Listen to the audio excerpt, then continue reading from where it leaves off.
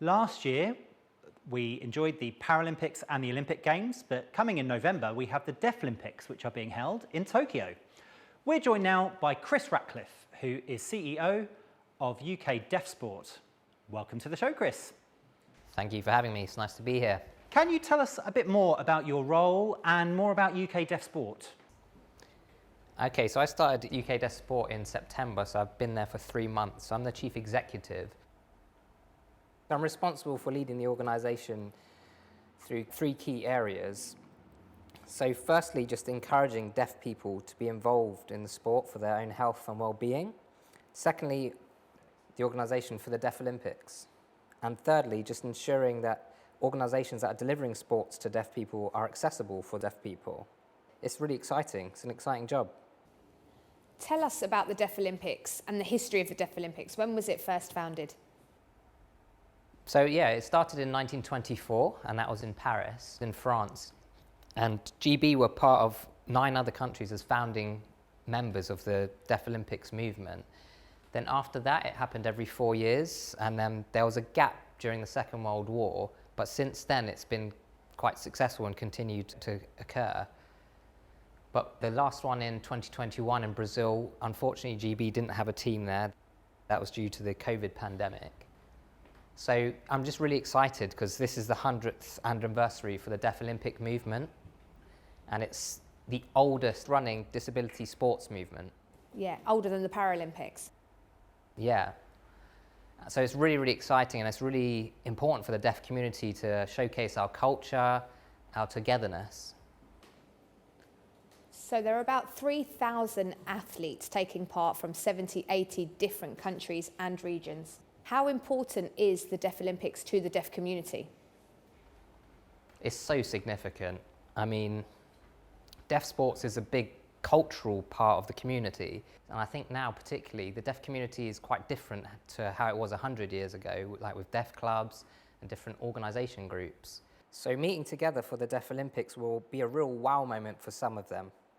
You'll meet various different people from all around the world, some signs, some have cochlears. There's all different kind of varieties of deaf people, and I think sport is a real unifying facet. So the standard is high, and for some of the participating athletes, they're at the pinnacle of their careers, and very few have actually made it to the Olympics, but the Deaflympics, they're crucial.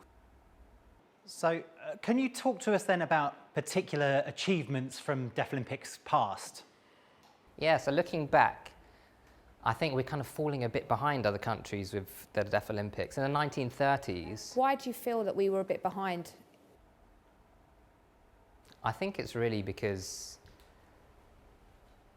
deaf sports in other countries have grown quite significantly, and they've got significant investment from governments, and I think that's kind of affected things.